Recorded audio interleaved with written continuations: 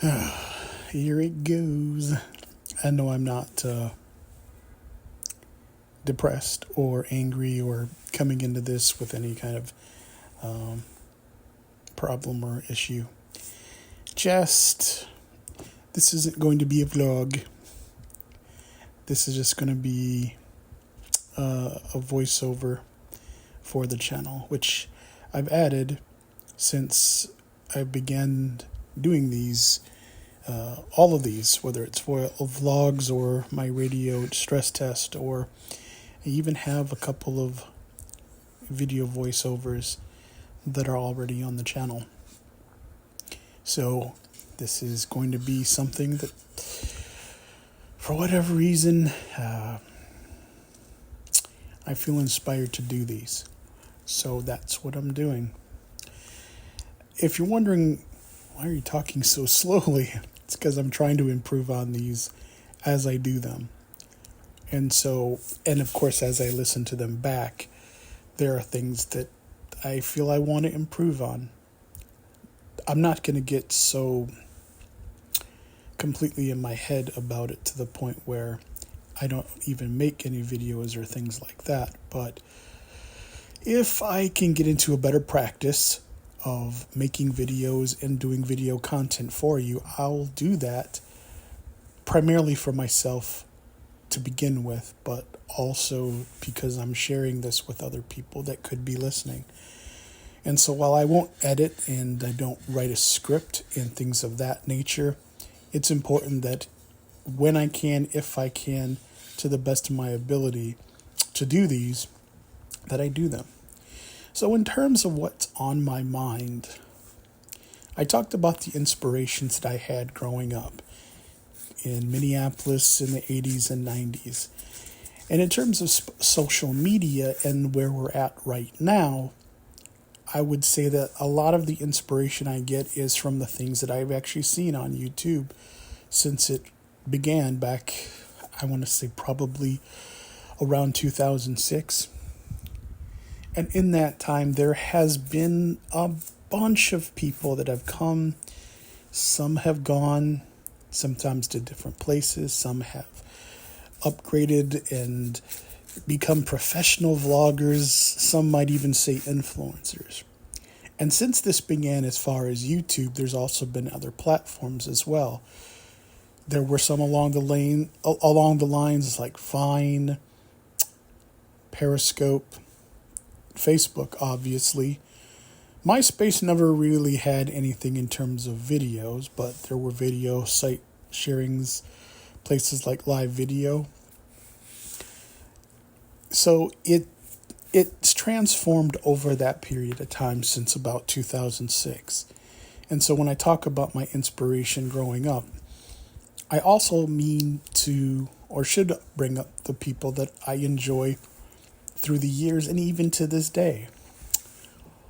I talked about ASMR, and ASMR is one of my favorite kind of video that gets put on YouTube. There's all different variety of kinds, and if you search, I would say probably the first videos that I actually watched, I believe her name is Mariana. I don't watch her very much now.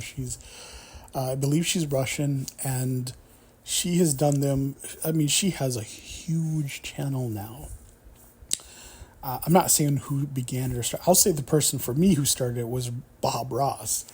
I remember getting the tingles watching him paint his happy little trees and having his happy accidents. And it captivated me.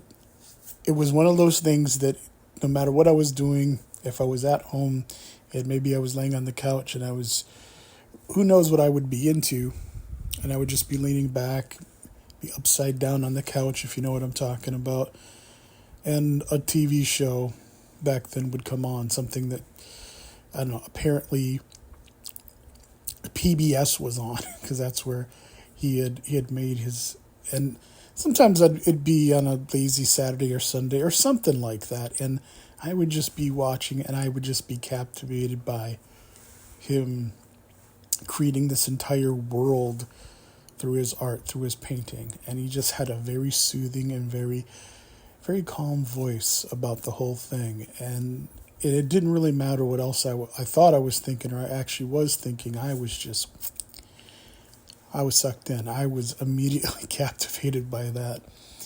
And since then, I've always kind of passingly wondered what that was. What is it that there's, and that's not the only circumstance or instance, but there's been times that I've seen things that have happened, or people doing things like maybe a surveyor will be mapping out something as far as for some kind of construction project. And I was always I'd get those tingles, I'd get those, something going on where just watching and observing and seeing something happen. Obviously, some people love bird watching and nature watching, and I get into that too. But sometimes for me, it's interesting just to watch and observe something happening, and then trying to find out all the different ways and things that can happen to make that what I'm seeing. And so that's what kind of transcended it, of course, into YouTube as it came along later on, of course. And then somebody then eventually put ASMR into an acronym and described it as something that really, at the first, it was really something that was quite, I think, difficult to describe. Because if you told people, sometimes you would get like a really kind of strange look, like, what? You like that?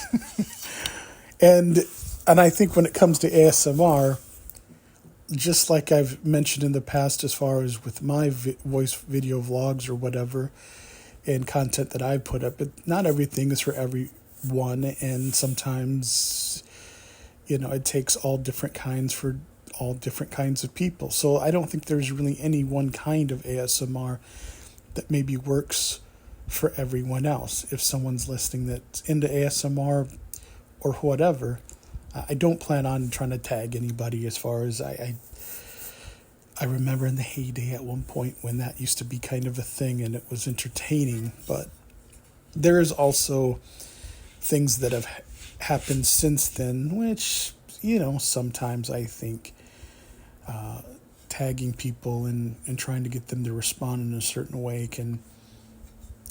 it can have contrary results than one might intend. And if obviously I have permission to do that, then I will. Or someone who's okay with that. But I'm just giving my admiration for what, again, something is it's inspiring to me. ASMR. There's all different kinds, and not just ASMR, but there's other kinds of content that I watch as well. I love to watch vlogs, obviously, other people doing their videos. There's a few different people in the vein that actually do vlogs and ASMR at the same time, and that's pretty cool as well.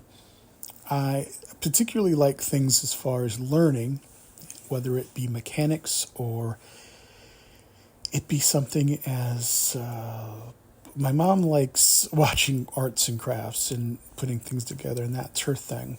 I like reviews on movies and videos. Sometimes I do. Video games, not so much. I don't know why. I actually have watched video game channels before, but it was never something that really I got into. And not that there's, again, anything wrong with it. What I'm into doesn't necessarily have to be something that you're into, but it really didn't do too much for me. So, but I have seen some gaming channels, and I watched a little bit. There was one person that actually, I used to play World of Warcraft, and there was a gentleman that had done a live stream where he leveled up from level 1 to level 70 or something without stopping.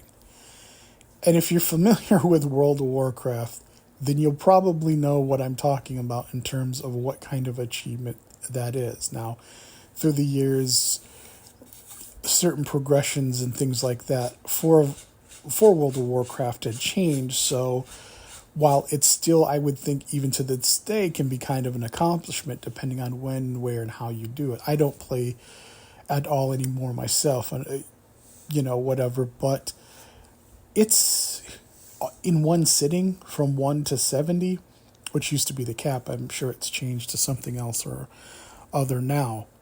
But that was fascinating. Well, I couldn't even stay up the entire time and watch it.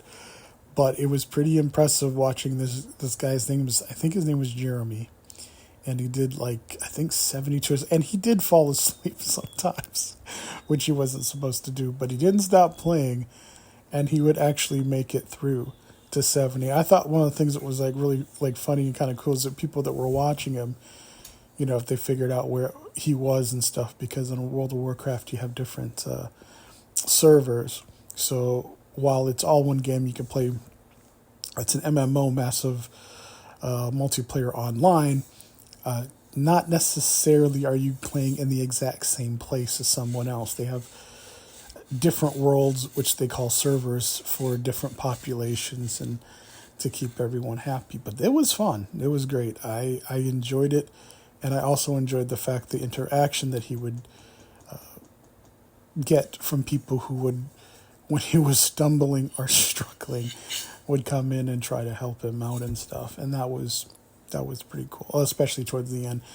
I don't know the specifics. Maybe he did it completely all his own, but I mean, as far as he didn't join any groups that I'm aware of, I just think people did what they could to try to do something. It was, for me, I mean, it probably wasn't so long ago, actuality, depending on who you are, but for me, it was long enough ago because, like I said, that wasn't a particular interest for me, but it was something that I enjoyed.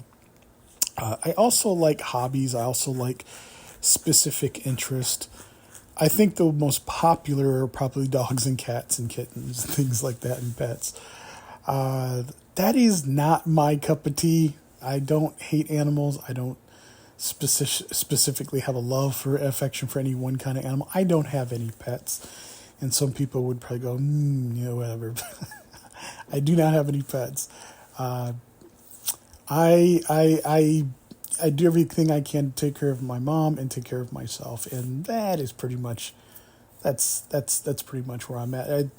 In terms of anything else, we'll see. But I think, well, first of all, I'm allergic to everything under the sun. I have extreme asthma, so I can't have any kind of dander, or animal, or mold, or dust, or anything. Yeah, you name it, it would probably kill me. But animals are cool. I do like cat videos, even though I don't own a cat. Other things that I like, I love pop culture. That is my probably better. I like watching old vintage. I think they're probably considered vintage. Now, vintage for me would probably be like 50s and 60s, but to probably today's generation, 70s, 80s, and 90s, specifically 80s and 90s, is probably considered almost vintage.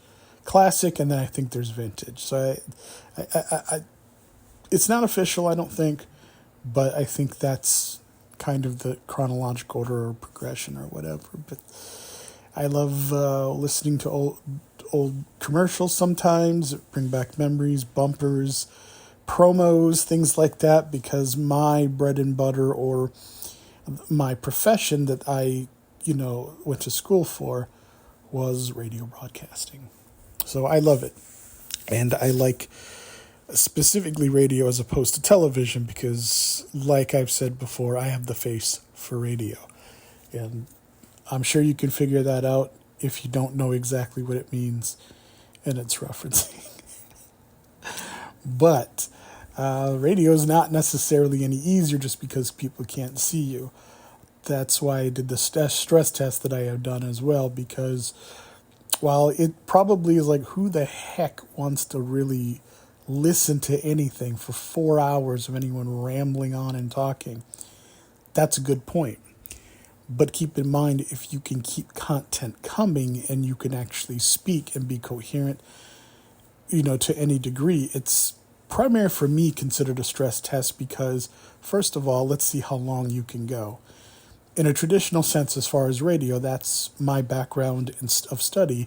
It was usually between a 3 to 4, sometimes 5-hour gig if you had a radio show. Now, obviously, you wouldn't speak the entire time unless you had like a talk format. And then even then, you had commercial breaks and news and things like that would make it quite absolutely an hour, just like kind of on television, where if you watch seasons and stuff like that for hour-long shows, you'll usually notice that they usually end right around the 42, 44, or 45 mark. Sometimes a little bit more, sometimes a little bit less, but that's usually the amount of content that you have to fill. And it's very similar to radio, although it's not a video format. So that's something that's something as far as it goes into why I did a stress test. Now, if you can do 4 hours and you don't necessarily repeat yourself, you can actually talk. That's I'd say the kind of the first hurdle. The second hurdle is, does anybody care about anything that you're going to say? Can you be interesting? Can you be appealing to folks? And there's psychology that's a part of it, because marketing really does have its beginnings in other mediums like radio, and then of course television and everything else. So it's very important to also know if you have appeal. You can talk for 4 hours, no dead air or empty time being wasted, which could be otherwise used to make something happen. And then of course there's interest, and then there's appeal, and then there's all the whole gambit of who your audience is, in terms of whether or not you can entertain someone for 5 minutes, 10 minutes to 4 hours. Entirely can sometimes depend on your audience as a whole, and how they, as I said, that appeal thing, it applies to you. So, but you go, well, you were talking about your favorite artist and things like that in terms of YouTube and inspiration, in later life. Yeah, that's related, because believe it or not, the very similar elements that you just heard from me, those are things that go into this medium as well. And you'll actually find, at least for me, I think, and I'm not trying to teach you, this is just my perspective. You don't have to, I'm not telling you any philosophy or anything like that, but yeah, it's not a new thing. I mean, there's plenty of shows that I would say sometimes they would ride success solely based on the fact that there was either usually one or two individuals that had an appeal that could be marketed, that could be used to lure others in for one reason or another. So knowing your audience, very, very important. Now, people say knowledge is power. Knowledge is potential power. Because where the line is that there, at least for me, is a fine line between marketing so that you can get whatever it is that you make, that you do, to the most people, and maybe have the opportunity for those who want to engage and want to be a part of it or consume it, they can. I think that line there that's the one side, and then the other side is, it doesn't matter who it is, I'm going to make content, I'm going to do everything for all people, all places, and no matter what.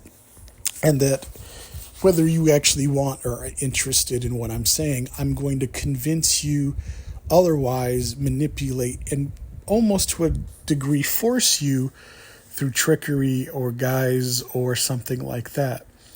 And that's, I think, the side for me that I usually try to avoid. I don't want to do that myself. I think if someone listens to this and goes, good God, how can this guy talk so much about absolutely nothing? That's okay. But at the same time, I don't want that person to feel as though they were duped or forced into listening to anything anyways. Because in my day with the radio, if you didn't like what you're listening to, turn the station. And it worked more on on radio than it did television, because television, you really just had 3 options. So, take your pick. But radio had quite a bit of variety, and they had different formats for different listeners. And, that's how they knew, just as I said to you, that you have to know to your audience, and that can have as much to do with what you hear and what is successful and whatnot anywhere else. That is, I will probably do another vlog. I say vlog, not a vlog, but another video explaining this, because I'm coming on the 20-minute mark. And I'm willing to go a little bit longer than maybe 20 minutes, but my primary purpose for doing this video was to simply talk about my more current inspirations. I believe her name's Mariana. I believe, like I said, Visual Sounds was another great ASMR artist that I enjoy. As far as today, I know it seems weird, but I like reaction videos. Not necessarily all of them, and along with, like I said, I don't do video game videos, but there are some pretty good reaction videos that I enjoy, especially when something new is kind of coming out. And some people, it's like anything, they can take it or leave it. I like reaction videos when they come with something that's more of a preview and they kind of give their initial impressions or reactions, because maybe you're interested in seeing that film, maybe you're not. And I think when it comes to like critics and people who review films, one of the things that's kind of a drawback, at least for me, is that, and I think it's with other people as well who are a bit skeptical as to some of the reviews that people give, is that are they really coming from a genuine place where someone's saying, hey, this is what I like? Or is it that other thing I said about manipulation and trying to get people to think something, and then, of course, building upon that as opposed to actually presenting something and letting people either take it or leave it? Because behind that is the motive, which isn't terrible. Bills have to be paid, but it's about money. It's about profit over actually sometimes to a degree so much that there's even any substance or anything like that. So that kind of, for me, tends to be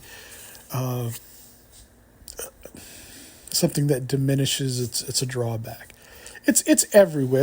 I don't think there's any pure forms of incorruptible, pure examples of what I'm saying where, nobody does anything that, people don't like or is questionable. I'm just saying to you, as far as for myself, and what attracts me is authentic. So when it comes to content creators, I like things that are authentic, things that seem to be a little bit more real, even if they're not the way that I would do them, or, as far as whatever.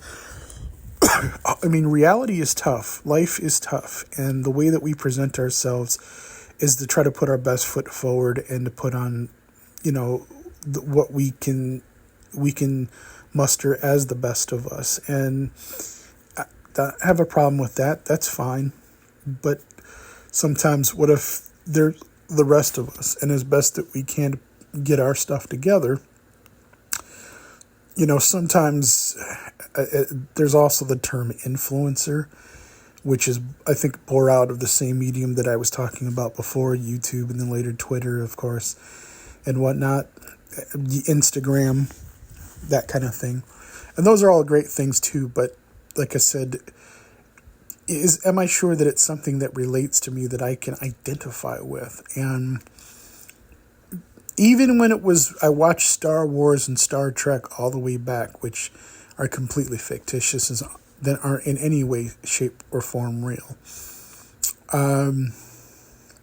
It definitely had to do a lot with where I was in terms of my age and my perspective, but I felt more of a deeper sense and connection to something that was genuine, and I knew and I understood, although it wasn't real, it was the idea and the premise that was being presented to me as though, hey, you know what? You can go see this Star Wars saga about a boy who would grow up and become a great star fantasy sci-fi warrior Jedi. That was something that captivated. Star Trek, this final frontier out into the west in the deep black of space and the sea of space. That was the appeal. So when it comes to content and that whatever I consume here, those are the things that I think of. And so ASMR artist, I've mentioned Visual Sound. She is fantastic. I will mention her. I would definitely say if you want to experience the thing I'm talking about with tingles, like with the Bob Ross, check out Visual Sound. Visual Sound 1 is what she's called here on YouTube. She does a great job. There are other I think Mariana, I don't remember her name. I probably don't need to know her name because if you've been on YouTube long enough, you'll probably come across her in some form or fashion, some way. So yeah, she's pretty good. There's reviewers. I honestly can't think of those. I don't have a list. I didn't have this written down. I know what I wanted to talk about, which is my inspirations as they relate to more recent things and things that are goings on. But yeah, that's where I'm at. As far as movies and TVs, there are some shows that I like, and I'll probably capture that in my next voice video over, and let you know what I would call some of my favorite shows, and movies, which really aren't very. I still struggle, even if I like a show sometimes, to say that I'm gonna be into it till the end. I can get skittish for a lot of different reasons. I think primarily now, as far as getting into it, film, it's, aside from where you can get it, how you can get it, all that kind of stuff, the fact that there have been shows, plenty of them, I think, if you know what I'm talking about, where you get invested and then, boom, it's gone. They cancel it. They didn't give it a full hearing, maybe as much as you would like or whatever, if you did follow. So that was what I wanted to say in this video voiceover. And I kind of thinking about some elements to maybe join or add to these and that kind of thing. I know this sounds probably a little bit more like a vlog, but this is not something that's scheduled. This is just something that I wanted to do, and as far as record, and then of course put this up when I can, because I know I can at least do this 27 minutes since I did 4 hours, but that's it. So until we next meet, I will probably I'm going to try to hit on some things as far as other mediums and entertainment, things I enjoy, and maybe some things will stick out. And if someone's listening and you hear this, hey, come along, share some of your thoughts if you can. That's cool. And I'll be more than glad to discuss. If you want to make some videos and have me promote them, I don't know if I have a way to do that yet, but I'll be more than glad if you're listening to these and you've come along this far and understand the content and what I'm creating. I would love to do that. So, and I don't have any special outros or intros, so I'm just going to say until next time.